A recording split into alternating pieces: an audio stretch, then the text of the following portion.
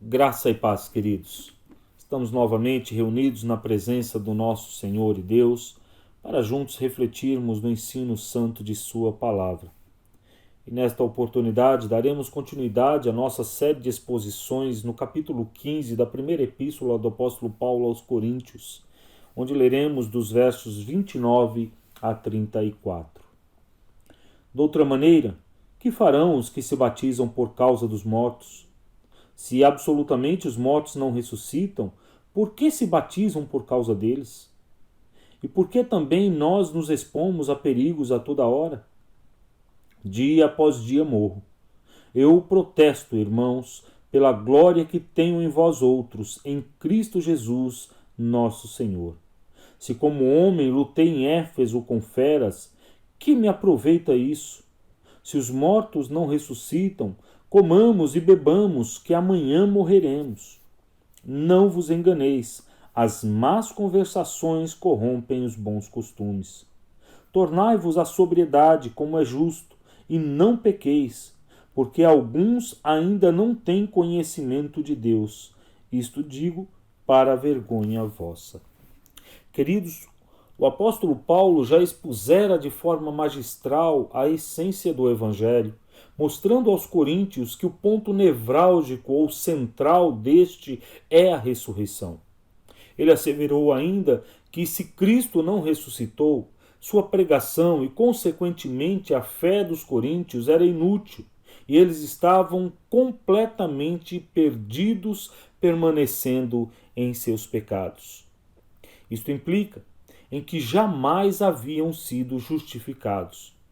Se não há ressurreição, a morte de Cristo não tem efeito vicário e substitutivo.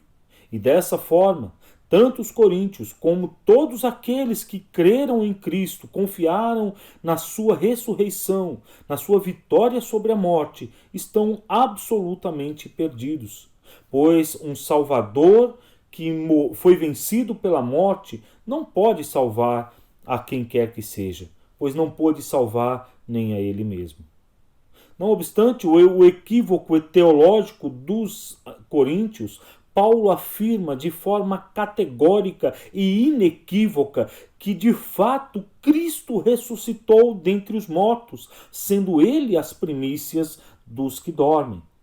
E isto, queridos, tem consequências extraordinárias, visto que a ressurreição de Jesus é a marca de sua vitória sobre os seus inimigos. E a vitória final de Cristo culminará na entrega do reino ao Deus e Pai, a quem o próprio Filho, o Cristo redivivo, há de sujeitar-se. E aqui é preciso lembrar a afirmação que nós já fizemos anteriormente, de que quando Cristo se sujeita ao Pai, ele não está sujeitando a sua essência, não está sujeitando o seu ser divino, mas sujeitando a sua obra como Salvador, a sua obra como Redentor dos eleitos, a sua obra como substituto daqueles a quem Deus escolheu antes da fundação do mundo. Havendo, portanto, apresentado todas estas verdades de modo tão eloquente, Paulo faz um questionamento muito sério no verso de número 29. De outra maneira, que farão os que se batizam por causa dos mortos? Se absolutamente os mortos não ressuscitam, por que se batizam por causa deles? Em nossos dias, queridos, há uma comunidade religiosa que realiza esse ato, o de batizar-se por aqueles que já morreram. E parece que essa não é uma prática contemporânea, essa não é uma prática moderna, não é uma prática dos nossos dias apenas, visto que o apóstolo Paulo aqui faz menção desta prática já em seus dias. Ou seja, há quase 2000 anos atrás, isso já existia. As pessoas já se batizavam pelos mortos. E aqui se instala um sério problema hermenêutico para nós. Ou seja, um sério problema interpretativo. Pois até hoje não se sabe exatamente o que Paulo quis dizer sobre o batizar-se pelos mortos. É possível, e talvez seja essa a explicação mais plausível, é possível que houvesse uma comunidade herética, uma seita nos dias de Paulo que realizava esse tipo de procedimento. Contudo, não há certeza de que fosse isso. Na verdade, cerca de 40 interpretações diferentes têm sido dadas a este versículo, sem contudo se chegar a uma conclusão satisfatória. Entretanto, percebe-se que Paulo não está fazendo aqui qualquer defesa dessa prática, senão que ele está usando esta prática a título de contraste. Talvez para mostrar aos coríntios que mesmo os pagãos não negavam a ressurreição dos mortos, ainda que usassem de práticas execráveis como esta, de práticas abomináveis e antibíblicas, até mesmo anticristãs como esta. O fato é que Paulo não esclarece quem se utilizava desta prática, e nem mesmo como isto acontecia. Contudo, ele não faz qualquer defesa a ela. Ele a usa apenas para confrontar a insensatez dos crentes da igreja de Corinto. De forma, queridos, que é preciso humildemente reconhecermos que há questões para as quais nós não temos respostas. E onde a Bíblia se cala, devemos nos calar também. Pois, como disse Moisés ao povo de Israel, as coisas encobertas pertencem ao Senhor nosso Deus, porém as reveladas nos pertencem a nós e a nossos filhos para sempre, para que cumpramos todas as palavras desta lei. Não obstante toda essa dificuldade interpretativa, o cerne da indagação paulina é claro. Como podem os coríntios negar a ressurreição dos mortos, se até mesmo entre os pagãos existem pessoas que creem ser isto possível?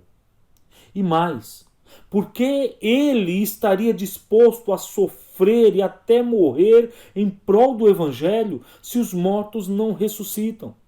Seu argumento é que se não há ressurreição, todos os seus sofrimentos em favor do evangelho são absolutamente inúteis. E ele deixa isso claro nos versos de 30 a 32. Acompanhe comigo, por favor.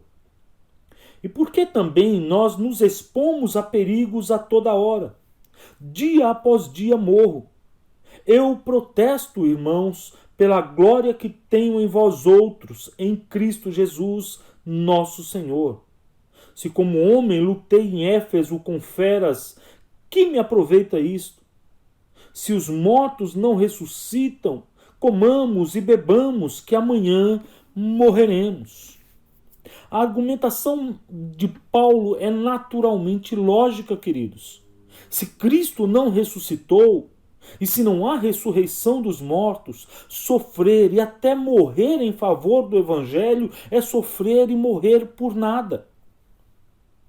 Paulo diz aqui que ele lutou com feras em Corinto, ou melhor, em Éfeso. Mas é importante nós entendermos que Paulo está aqui falando de forma figurada. Não significa exatamente que ele lutou contra animais selvagens na cidade de Éfeso, mas que ele enfrentou pessoas com um instinto selvagem. Pessoas que queriam calar a sua voz, que queriam eliminar a voz do Evangelho, que queriam a todo custo sufocar a verdade de Deus apresentada por meio do Evangelho pregado pelo apóstolo Paulo. Mais tarde, no capítulo, ou melhor, na sua segunda epístola aos Coríntios, o apóstolo Paulo faz menção a uma série de sofrimentos pelos quais passou, uma série de dificuldades que enfrentou no seu ministério apostólico. Isso ele diz, ou ele apresenta no na segunda epístola aos Coríntios, no capítulo 11, versos 23 a 31, quando ele diz: são ministros de Cristo? Falo como fora de mim.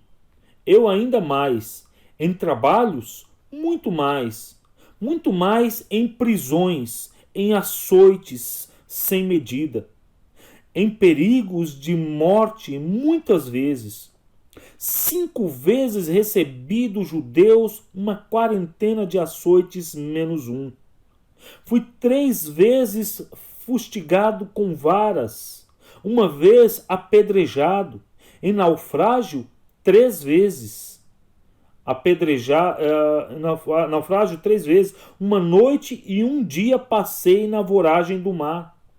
Em jornadas, muitas vezes, em perigos de rios, em perigos de salteadores, em perigos entre patrícios, em perigos entre gentios, em perigos na cidade, em perigos no deserto, em perigos no mar, em perigos entre falsos irmãos, em trabalhos e fadigas, em vigílias, muitas vezes, em fome e sede, em jejuns, muitas vezes, em frio e nudez. Além das coisas exteriores, algo que pesa sobre mim diariamente: a preocupação com todas as igrejas. Quem enfraquece, que também eu não enfraqueça? Quem se escandaliza, que eu não me inflame? Se tenho de gloriar-me, gloriar-me-ei no que diz respeito à minha fraqueza. O Deus e Pai do Senhor Jesus, que é eternamente bendito, sabe que não minto. Queridos, o apóstolo Paulo mostrou, portanto, quais os sofrimentos pelos quais ele passou ao longo de sua jornada ministerial, ao longo da sua jornada apostólica. Ele descreveu aqui os sofrimentos pelos quais ele passou em favor do Evangelho. Logo, é muito lógico ele questionar aos coríntios: por que eu passei por tanto sofrimento, se simplesmente os mortos não ressuscitam e o Evangelho é inútil, a minha pregação não vale de nada? É muito lógico o apóstolo Paulo questionar todas essas coisas neste momento. De forma que o que o apóstolo Paulo procura mostrar é que, se não há ressurreição, todo o seu sofrimento em favor do Evangelho perde o seu sentido. É nulo de todo valor. E assim, o existencialismo hedonista está absolutamente certo, pois se não há ressurreição, a ética e a moral perdem os freios, e o único sentido da vida é o prazer nela obtido. Destaque, ele faz uma citação literal de Isaías 22:13, ao declarar no verso 32: se os mortos não ressuscitam, comamos e bebamos, que amanhã morreremos. Obviamente, Paulo não estava fazendo aqui uma defesa do hedonismo, uma defesa da busca do prazer pelo prazer, senão uma severa crítica àqueles que negavam a ressurreição. E isto fica claro nos versos 33 e 34. Veja comigo, por favor. Não vos enganeis, as más conversações corrompem os bons costumes. Tornai-vos à sobriedade, como é justo, e não pequeis, porque alguns ainda não têm conhecimento de Deus. Isto digo para a vergonha vossa. Paulo aqui, queridos, está fazendo uma adaptação da obra grega Thais, do poeta grego Menander, na qual ele diz: a má companhia corrompe os bons costumes. O objetivo de Paulo, ao citar esta peça grega, é deixar clara a sua linha de pensamento, pois, de fato, As más companhias e, por consequência, as más conversações estavam levando os coríntios a descrerem na doutrina da ressurreição e, em função disto, na essência do Evangelho. E talvez você esteja pensando, mas a Bíblia não é inspirada? Por que então o apóstolo Paulo está fazendo uma citação de uma obra secular, de uma peça teatral de um poeta grego? A grande questão, queridos, é que quando Deus inspirou os escritores bíblicos, quando Deus inspirou aqueles que registraram a sua vontade, ele não anulou a sua personalidade. Deus não anulou os seus conhecimentos. E Deus não os usou como robôs. Também Deus não ditou palavra por palavra aos seus ouvidos. Ele usou as suas capacidades pessoais, ele usou as suas habilidades pessoais para registrar a vontade dele, de forma que nem foi registrado nada a mais e nada a menos do que o próprio Deus queria. Ele estava no absoluto controle de tudo que era registrado pelos apóstolos. Deus estava no absoluto controle de tudo que foi registrado na Escritura Sagrada por todos os escritores da Sagrada Escritura. De forma, queridos, que Paulo pode aqui com segurança citar a obra deste poeta grego sem correr o risco de estar em oposição à vontade de Deus, pois em última análise foi o próprio Deus quem conduziu o apóstolo Paulo para realizar esse registro. E Paulo, então, usando esta peça grega, confronta os pensamentos dos coríntios, dizendo que as más conversações corrompem os bons costumes. Nesse sentido, como diz David Pryor, um pensamento errado acerca da ressurreição ou qualquer outro artigo fundamental da fé leva inevitavelmente a um comportamento errado.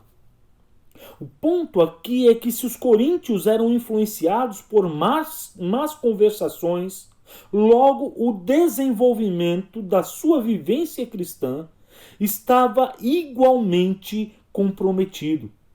Se eles se deixavam levar pelas más conversações, pelas más companhias, logo o seu comportamento seria afetado por tudo isso.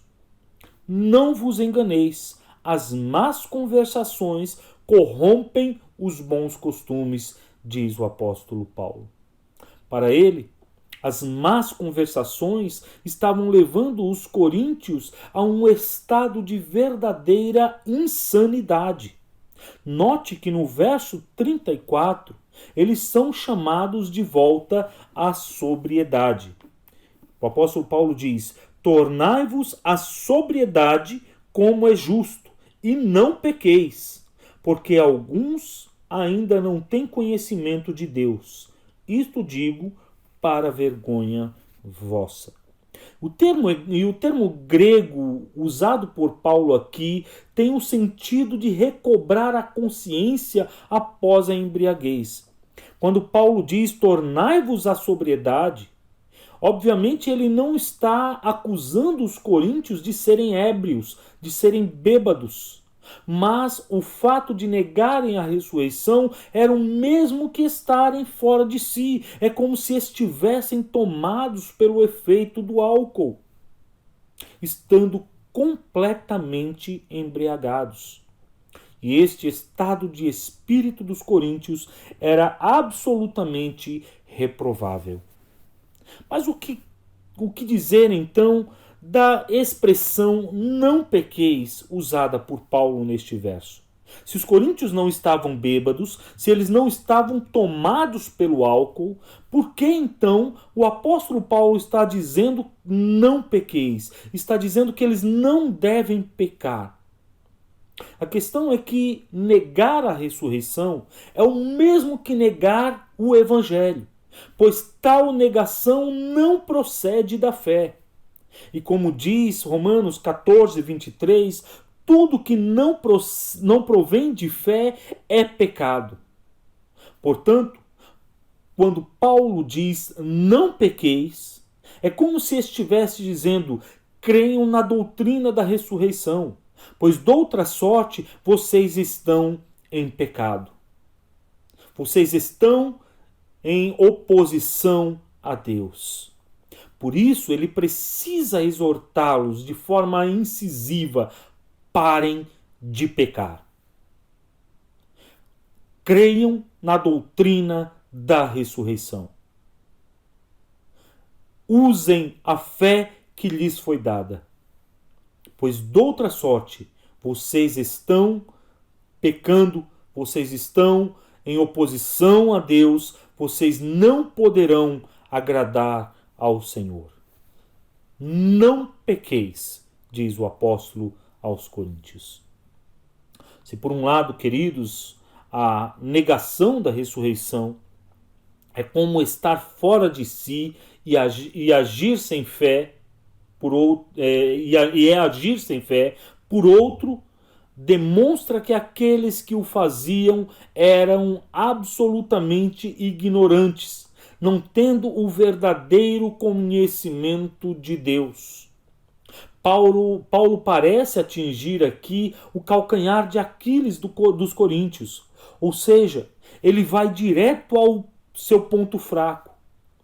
Isto porque os coríntios eram amantes do conhecimento, mas o conhecimento que diziam ter de Deus era algo distorcido, sem fundamento, perdido em meio às proposições humanas. Sua praxis cristã estava completamente comprometida, pois estava despida da virtude do Evangelho. Portanto, os coríntios deveriam sentir vergonha, não apenas de abandonarem sua esperança na ressurreição, mas, sobretudo, porque alguns não tinham o verdadeiro conhecimento de Deus. Para Paulo, negar a ressurreição é sinônimo de ignorância e não de conhecimento divino. E isto era uma vergonha para os coríntios. De modo que adquirir informações sobre Deus não é o mesmo que conhecer a Deus.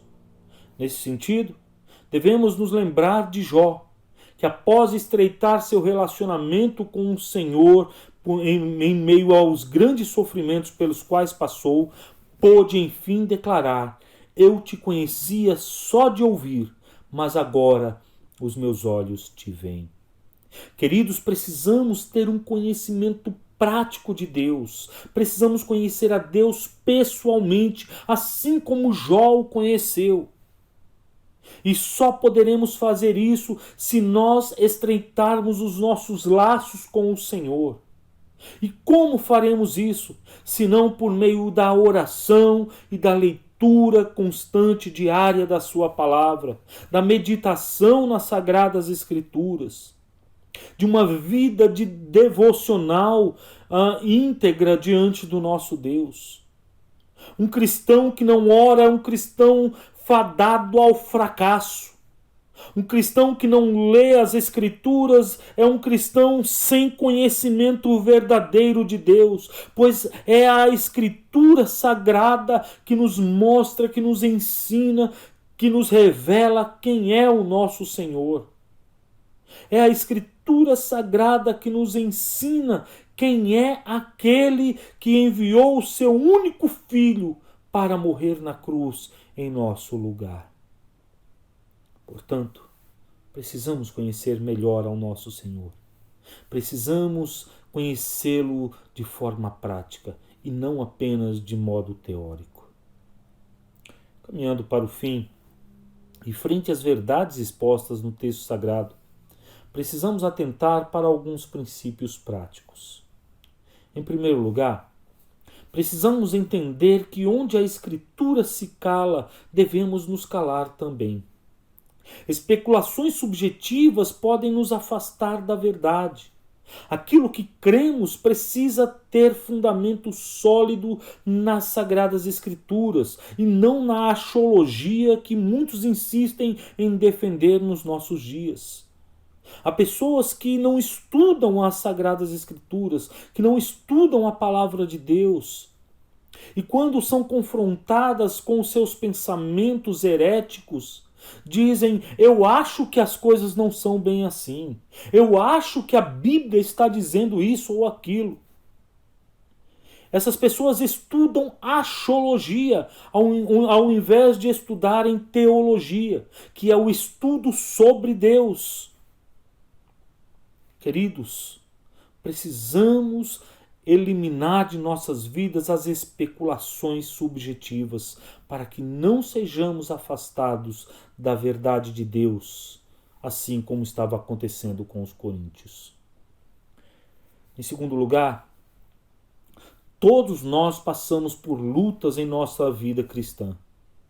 Mas se a nossa esperança estiver no Cristo ressurreto, certamente tudo valerá a pena.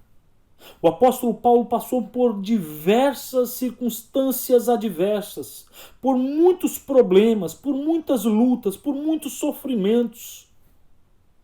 Mas ele manteve os seus olhos postos naquele que venceu a morte e que prometeu voltar para nos buscar. De forma que Paulo se manteve firme em suas convicções, Paulo se manteve firme em sua fé, Paulo se manteve firme na pregação do Evangelho, Paulo se manteve firme em seu amor pelo Senhor. E nós também devemos fazer isso. Devemos ter os nossos olhos fixos na pessoa bendita de Cristo Jesus. Desta arte, temos duas opções nesta vida: passar pelas lutas e tribulações sorrindo e confiando em Deus, ou atravessá-las num mar de lágrimas e lamúrias, sem fé e sem esperança. Em terceiro lugar, não podemos viver num ostracismo social, nos isolando do mundo, acreditando que assim estaremos livres de sua corrupção. Quando o Senhor Jesus Cristo orou pelos discípulos, ele disse: não te peço, Pai, que os tires do mundo, mas que os livres do mal. Jesus Cristo pediu ao Pai não que tirasse os discípulos do mundo para que eles não fossem corrompidos, mas que fossem guardados da corrupção deste mundo. Por outro lado, não podemos também esquecer as palavras do salmista que nos adverte: bem-aventurado o homem que não anda no conselho dos ímpios, não se detém no caminho dos pecadores, nem se assenta na roda dos escarnecedores. Antes, o seu prazer está na lei do Senhor, e na sua lei medita de dia e de noite.